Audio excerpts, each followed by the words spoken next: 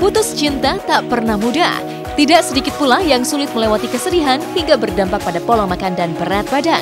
Dan tak melulu menjadi kurus, Dylan Carr justru naik berat badan menjadi 70 kg pasca putus dari Hana Saraswati. Lalu benarkah Dylan justru melampiaskan kekecewaan dan kesedihan setelah jalinan cintanya kandas lewat makanan sehingga berat badannya bertambah 7 kg dari berat badan idealnya? Iya, ini lagi diet nih sekarang prosesnya. Disuruh turunin berat badan soalnya katanya udah chubby juga. Ini chubby, ini udah double chin sekarang. Berat badan sekarang 70 malah. Kalau berat ideal dengan tinggi kayak gue 173 cm ya berarti 63. Itu berat idealnya. Iya, kenapa begitu ya? Bukannya kebalik ya biasanya. Meski tak terlihat drastis, tapi Dylan mengaku pipi chubby hingga dagunya kerap jadi bahan ledekan para pemain dan kru di lokasi syuting Anak Langit. Ini pula yang membawa pemeran rimba ini bertekad melakukan diet ketat. Selain mengkonsumsi obat penurun berat badan, benarkah Dylan juga tak mengkonsumsi nasi dan hanya bisa menikmati makanan tertentu saja? Ada pil dietnya, jadi kayak sehari cuma sekali setelah breakfast. Makannya tuh kayak... Aduh, yang tahu asisten gue sih biasanya dia yang beli makanan saudara gue. Pokoknya nggak boleh yang karbo itu udah pasti kayak nasi bla bla bla, kulit ayam kayak gitu nggak boleh. Biasanya tuh gue makan gado-gado aja nggak boleh karena kuahnya itu loh. Itu limited banget nih pokoknya. Waktu itu gue sempet makan ayam tapi kulitnya tuh nggak ada dipisah-pisahin, jadi ayam tok doang satu. Aduh, berarti punya tugas 7 kilo lagi. Target sih pokoknya secepat-cepatnya aja lah, pengen cepet-cepet turun berat badan aja.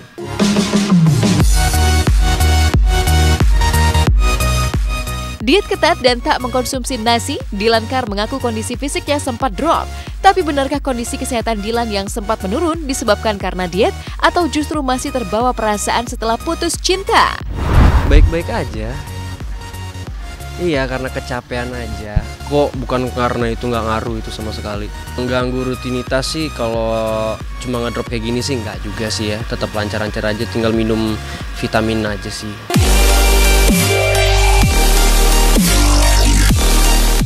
Terlepas dari kondisi kesehatan dan berat badannya yang melonjak setelah putus cinta, Dylan mengaku masih berhubungan baik dengan Hana. Walau jarang bertemu lantaran berbeda lokasi syuting, tapi Dylan menyebut ia dan Hana telah legowo menyudahi hubungan mereka yang berjalan sejak tahun 2016. Gimana ya, soalnya gue juga jarang banget loh ketemu dia di satu lokasi. Misalnya kayak set dia kan jauh dari set gue, jadi kayak nggak pernah ketemu aja sih kita. Iya, ketemu aja, fine-fine aja kok. Ada yang kecewa, ada yang marah, ada juga yang seneng. Ya campur aduk lah, namanya juga fans ya. Mereka kan ada yang suka, ada yang enggak. Ya nggak terlalu ditanggepin sih. Jadi kayak ngomongnya emang nggak cocok aja, ngomong gitu aja. 2 tahun merajut asmara, putusnya jalinan cinta Dylan dan Hana sempat disayangkan penggemar mereka. Tapi Dylan dan Hana telah mengambil keputusan. Lalu benarkah Dylan tak ingin berpacaran lagi dalam waktu dekat ini? Enggak, pengen single dulu sih. Nggak tahu, rasanya pengen single aja dulu, pengen fokus ke karir aja. Kapan punya pacar lagi? Nanti deh kalau udah pengen pacaran lagi. Ya kalau emang bener-bener pacaran dipublish lah, kenapa enggak? Pengen nikmatin ya waktu single aja sih. Soalnya kan kemarin gue pacaran lumayan lama kan, 2 tahun. Sekarang pengen ngerasain kayak gimana sih sendirian. Beranjak dari pilihan Dylan yang ingin menikmati waktu sendiri setelah putus cinta, inilah keseruan Naufal Samudra saat hadir di salah satu SMU di kawasan Depok.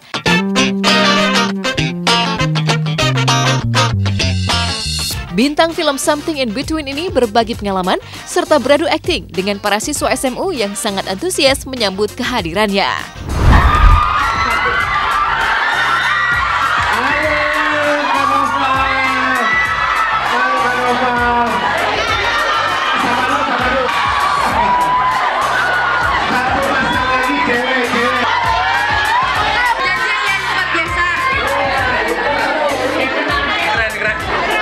Keren sih, sejujurnya gue nggak ngira bakal seramai itu. Ya gue kira bakal ramai tapi ya biasa aja gitu loh. Tapi ini nggak begitu masuk, udah langsung pada antusias semua. Jadi semangat mereka langsung nular ke gue gitu. Ada yang nanya suka dukanya untuk main Something in Between apa, dan jawaban gue nggak ada dukanya, dan sukanya ya karena emang gue suka karakter gue di sini gitu loh. Emang sama skenarionya juga beda, alur ceritanya beda. Jadi semangat banget untuk ngejalanin film ini. Jadi emang banyak di Indonesia, banyak banget film cinta putih abu-abu, cuman belum ada yang kayak gini, guys. Banyak cara melampiaskan stres atau kekecewaan. Mungkin salah satunya lewat makanan kali ya. Buktinya, berat badan Dilankar naik drastis pasca putus sampai harus menjalani diet ketat. Waduh, semoga sukses dietnya Dilan. Sementara itu, kabar lainnya datang dari Denny Sumargo yang Kamis kemarin genap berusia 37 tahun. Seperti apa ya kira-kira pesta kejutan di panti asuhan yang sudah dipersiapkan Dita Sudarjo sang kekasih? Benarkah jelang pernikahan keduanya justru mengalami naik turun kisah asmara? Sesaat lagi hanya di Hot Shot. Apakah tahun depan bulannya kita nanti lagi mau tentukan? Sekarang lagi ada di Kelurahan Talise sama ibu-ibu yang ada di pengungsian, alhamdulillah berbagi semuanya dari teman-teman semua. Terima kasih banyak.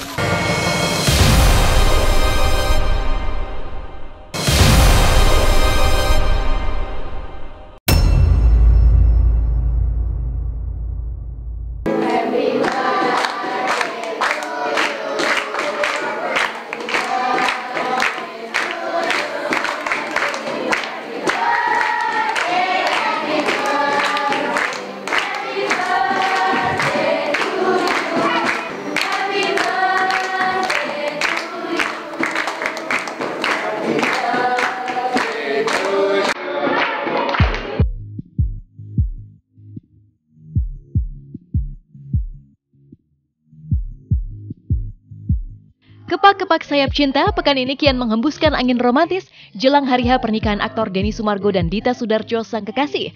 Buktinya kemarin, tepat di hari ulang tahun Denny yang ke-37, Dita sengaja memberikan kejutan bernuansa sahaja untuk sang calon suami.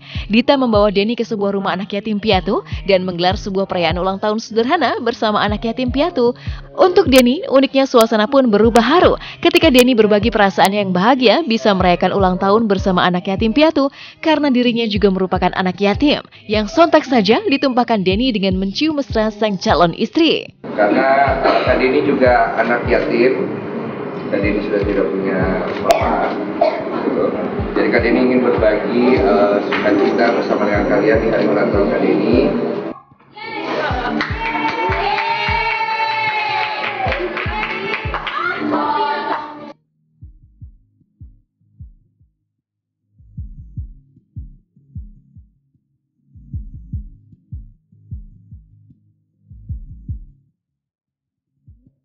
Biasanya saya kalau ulang tahun saya lebih senang nggak dipublikasikan ya, nggak diekspos karena lebih intimate aja sih. Tapi terima kasih banyak. Cium dulu. Uniknya tak banyak yang tahu jika di balik potret mesra Denny dan Dita kemarin terselip gonjang-ganjing cobaan jelang pernikahan yang muncul sebelum momen ulang tahun Denny kemarin. Pasalnya, gara-gara foto bernuansa seksi yang diunggah Dita di akun sosial media miliknya, kabarnya Denny dan Dita pun sempat diguncang konflik. Bahkan kabarnya, Meiska ibunda Denny pun turut meradang dengan pose seksi yang diunggah Dita yang konon berbuntut protes keras dari pihak keluarga Denny. Saya sebagai satu pribadi, saya kepengen lihat satu pasangan saya tumbuh jadi wanita yang mengerti bahwa ya, saya punya keinginan, tapi saya nggak bisa suka-suka hati saya gitu loh. Ada etika, ada tata krama, ada norma. Yalah, makanya saya coba untuk mengayomi dengan sehalus mungkin lah. Dan saya mohon maaf kalau mungkin ada yang ya mungkin agak terlalu keras. Konsisten lah, mau dilihat orang di sosmed atau nggak ada orang itu sangat konsisten, dan itu yang aku sangat hormati dari dia. Karena kan sebagian orang cuma di depan orang nggak boleh pakai kayak gitu, entah kalau nggak ada yang lihat ceweknya juga boleh kan, tapi kalau Denny nggak sama sekali. Iya jangan. Saya berdoa setiap hari, tiap malam saya berdoa sama Tuhan minta petunjuk. Apa memang ini jodoh buat anak saya? Kalau saya punya kemauan jangan Tuhan. Gitu. Saya mau dari pertama Denny itu memilih wanita terutama seiman ya, seiman, kemudian orang biasa-biasa aja. Yang penting bisa kerja wanitanya, gitu, berkarir kan, saling mendukung gitu. Pro dan kontras kan ada, jadi kita nggak usah terlalu dipusingi. Yang penting mereka berdua kuat. Duhai engkau, sang Dewi ciptaan raja dari langit. Diguncang konflik jelang menikah, tak pelak tanda tanya pun mencuat. Mungkinkah rencana pernikahan Denny Sumargo dan Dita Sudarjo jadi tersendat? Entahlah, yang jelas Denny masih merahasiakan tanggal pernikahannya, bahkan mengaku memasrahkan kelanjutan nasib rencana pernikahannya pada palung tangan Tuhan.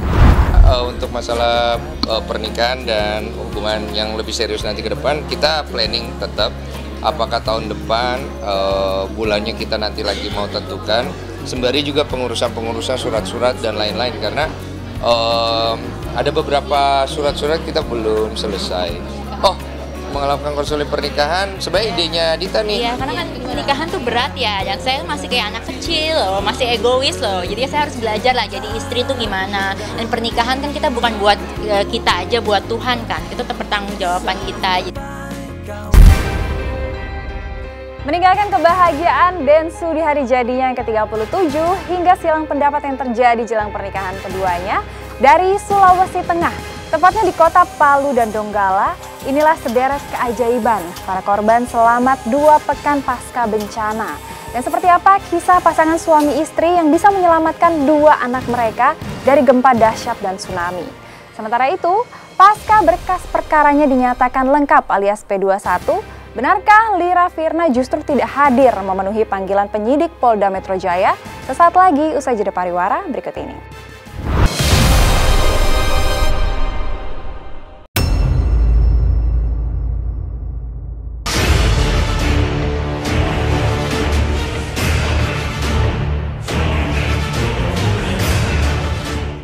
Meninggalkan keajaiban yang terjadi di balik sejumlah bencana yang melanda negeri ini, di lain kisah, polemik hukum Lira Firna dengan pihak travel yang dikelola Lasti Anissa memasuki babak baru. Setelah setahun lebih sejak keduanya terlibat konflik yang bergulir hingga ke ranah hukum, kasus dugaan pencemaran nama baik yang dilaporkan Lasti Anissa dinyatakan lengkap alias P21.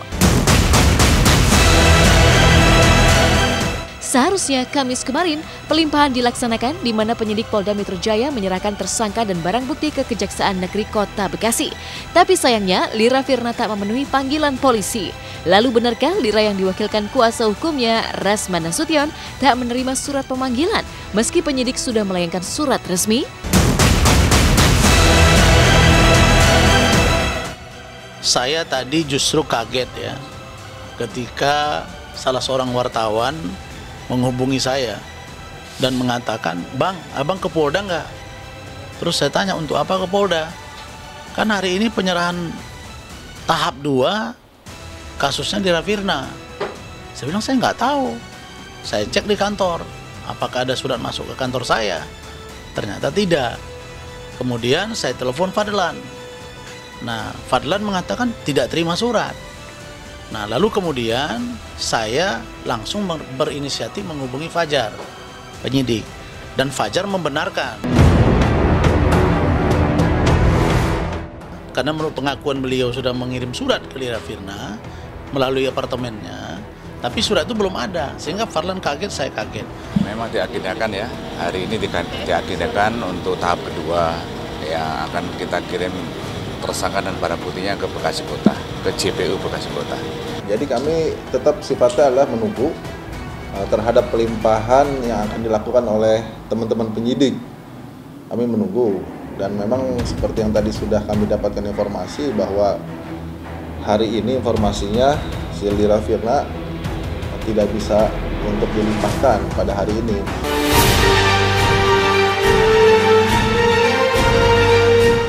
Senang sekaligus menyayangkan. Itulah reaksi pihak Lasti Anissa saat mengetahui dugaan pencemaran nama baik yang dilakukan Lira Firna memasuki babak baru. Senang karena kasus ini akan segera disidangkan setelah setahun lebih terkatung-katung, tapi juga menyayangkan ketidakhadiran Lira Firna yang kian mengulur waktu. Alhamdulillah, puji syukur kepada Allah Subhanahu wa Ta'ala terima kasih terutama kepada pihak lawyer saya, tim dari lawyer saya dari Denny Lubis dan Associate dan rekan yang selama 1 tahun ya sudah bekerja dengan sangat maksimal, sudah memperjuangkan, sudah melakukan yang terbaik, dan kami menunggu. Tersangka dengan barang bukti yang ada harusnya diserahkan kepada Kejaksaan Kejari Bekasi. Namun berdasarkan informasi yang kami dengar, pihak yang bersangkutan tidak menghadiri panggilan ataupun melakukan proses serah terima. Kita sangat menyayangkan ketidakhadiran yang bersangkutan. Kalaulah dikarenakan alasan kesehatan, berarti harus ada keterangan daripada pihak yang dokter ataupun pihak-pihak yang menunjukkan alasan, apakah alasan kesehatan atau ada alasan lain, sehingga secara formal diakui oleh hukum boleh yang bersangkutan untuk tidak memenuhi panggilan tersebut. Dali tidak menerima surat panggilan dari kepolisian membuat Lira Firna disebut kuasa hukumnya berhalangan hadir. Tapi benarkah pada hari Kamis mendatang, Lira akan hadir langsung ke Polda Metro Jaya dengan didampingi suaminya Fadlan sekaligus tim kuasa hukum? Saya menyatakan tadi dengan kesepakatan hari Kamis depan baru kita lakukan penyerahan pelimpahan berkas tahap 2 ke Kejaksaan Negeri Bekasi, Kota Bekasi. Beliau hadir, nanti didampingi Fadlan dan saya, serta ada kuasa hukum yang kita tambah untuk mendampingi beliau. Ya enggak apa-apalah ya, kita akan memanggil yang bersangkutan ya, artinya bahwa kita akan memberitahukan bahwa penyidikannya sudah selesai, ya sudah dinilai oleh kejaksaan bahwa itu lengkap. Tentunya kan sebagai tanggung jawab penyidik ya, kalau dinyatakan lengkap P21 ya kita harus mengirimkan tersangka dan barang bukti. Setelah tidak hadir dengan alasan tidak menerima surat panggilan dari polisi, bagaimana jika Lira kembali absen pada Kamis mendatang? Akankah dilakukan penjemputan paksa? Kita tunggu aja ya. Kita tunggu aja. Dan penyidik menyampaikan nggak ada masalah, kita tunggu aja sampai dengan hari Kamis. Kenapa harus dijemput-jemput paksa deh? Emang kenapa? Dia nggak melarikan diri, dia bukan tahanan kota, dia biasa-biasa saja. Bagaimana pula dengan pihak Kejaksaan Negeri Bekasi? Akankah setelah tersangka dan barang bukti diserahkan akan ada penahanan Lira Firna? Kalau untuk ditahan, nanti kewenangan sepenuhnya itu dari Jaksa Pengemdas. Kalau lihat dari ketentuan ancamannya bisa dilakukan penahanan. Oh, saya nggak sampai berpikir sejauh itu, dan saya meyakini kejaksaan tidak mungkin akan menahan, karena di kepolisian tidak ditahan, buat apa ditahan di kejaksaan? Tak terima hanya kliennya yang diproses dan akan segera dilimpahkan ke Kejaksaan Negeri Kota Bekasi, Rasman Nasution juga mendesak penyidik untuk menuntaskan laporan mereka terkait dugaan penipuan dan penggelapan yang juga menjadikan Lasti Anissa sebagai tersangka. Klien saya akan bebas. Saya berkeyakinan Mbak Lira Firna bebas. Dari awal saya sudah katakan bebas. Justru kasus yang sekarang juga saudara Lasti Anissa sebagai tersangka di Krimum, saya desak juga untuk segera P21. Yang kedua-duanya sama-sama tersangka. Gitu. Terhadap perkara yang lain, termaksud apa yang dialami oleh klien kami, sampai sekarang sepanjang panggilan resmi dilayangkan kepada yang bersangkutan, beliau sangat beritikat baik hadir memenuhi. Namun dalam hal ini karena kita fokus atas laporan Ibu Lasti, maka kita lah secara hukum meminta pihak mereka untuk menghormati itu. Polemik hukum yang berbuntut aksi saling lapor antara Lira Firna dengan Lasti Anissa bermula pada bulan Mei tahun 2017 lalu. Ketika itu, Lasti selaku pemilik Biro Perjalanan Haji dan Umroh merasa tersinggung atas curahan hati Lira Firna di sosial media. Menulis bahwa dirinya termakan janji manis Lasti Anissa di lini masa, Lira Firna dilaporkan ke polisi karena dianggap menggiring opini bahwa Biro Perjalanan Haji dan Umroh Lasti Anissa hanya kedok untuk melakukan aksi penipuan. Dia bilang kronologi selanjutnya kenapa saya pilih travel ini, gimana bisa ketipu mulut manisnya. Ini bahaya sekali nih kata-katanya. Bahaya sekali menurut saya, dan semua seluruh Indonesia tahu dengan bahasa Lira ini yang sangat menyakitkan buat saya. Tapi ternyata ada Instagramnya yang menyebutkan ada tour ada umroh dan Ibu Lasti sendiri di Instagram. Dengan adanya dia berita di media sosial, orang menganggap, yang tidak tahu menganggap dia ditipu, tidak diberangkatkan. Gitu loh. Padahal dia sendiri yang membatalkan.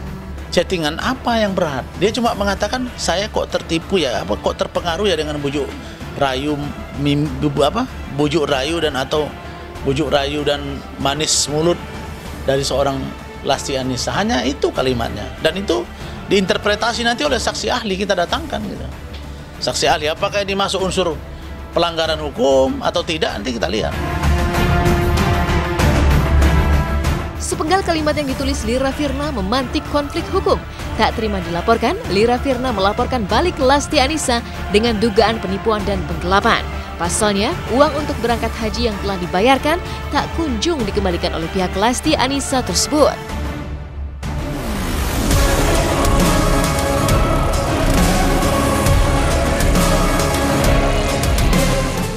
Saya kan sampai terakhir saya terucap, saya bilang saya tunggu.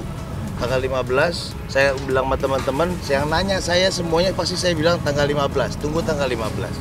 Sampai tanggal 15 pun datang, saya bilang saya akan kabarkan apapun ini yang terjadi. Agak sedikit berlebihan ya, saya kaget juga tiba-tiba dia udah saya sabar, uang saya ditaruh di tangan dia. Ada akad haji di mana saya bayar DP kemudian pelunasan. Nah, yang saya bayar DP lalu pelunasan, jadi bukan nyicil, tapi kan terus dia udah terima uang saya utuh. Klien kami sudah punya itikat, sudah ingin membayar. Kenapa saudari Lira Firna ini masih berteriak-teriak? Nah, giro itu memang harus dikonfirmasi dahulu sebelum dicairkan. Tidak bisa seperti cek harus ini, baik konfirmasi. Tapi sampai detik kita melaporkan saudari Lira Firna pun masih terus klien kami diserang. Jadi satu hal yang sangat wajar, pada akhirnya kita memutuskan untuk memblokirnya pengembalian dana tersebut. Setahun lebih terkatung-katung di ranah penyelidikan, kasus yang berbuntut aksi saling lapor ini sangat menguras energi Lira Firna. Bahkan sebelum berkasnya dinyatakan lengkap, Lira Firna pernah berkeluh kesah hingga menitikan air mata saat menghadapi sengketa hukum yang menyita energi dan pikirannya. Memang waktunya yang disita banyak banget.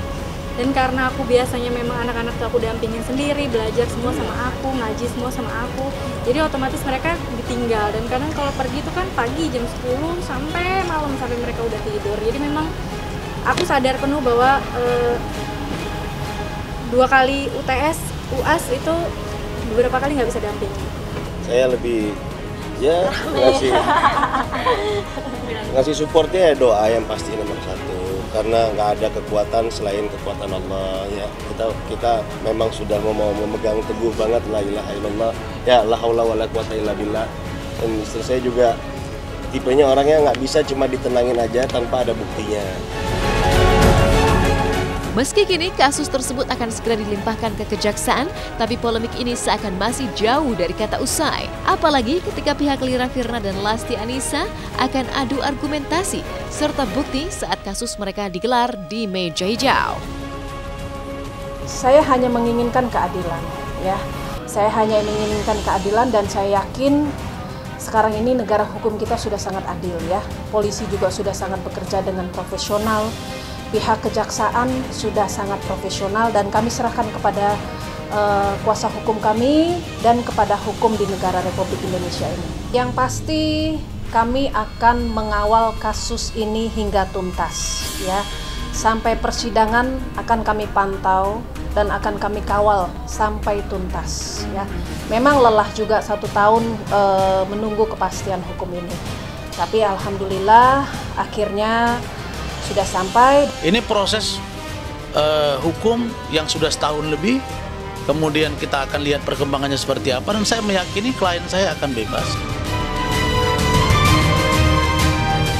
Selain kasus pidana, Lasti Anissa juga siap menggugat Lira Firna secara perdata. Hal ini tentu kian memperpanjang konflik mereka yang tak berhenti sampai didugaan pencemaran nama baik semata.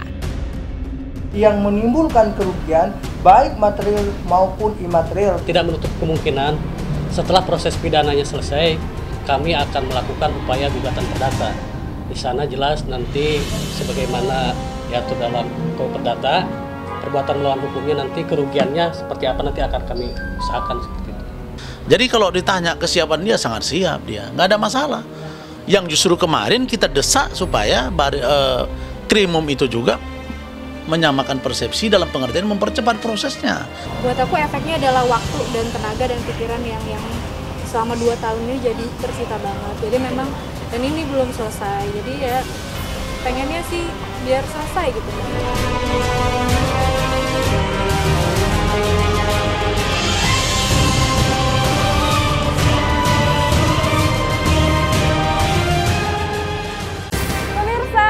Perjumpaan kita hari ini, saya Medina pamit undur diri. Jangan lupa saksikan terus Hot Shot setiap hari Jumat, Sabtu, dan Minggu mulai pukul 6 waktu Indonesia Barat hanya di SCTV, satu untuk semua.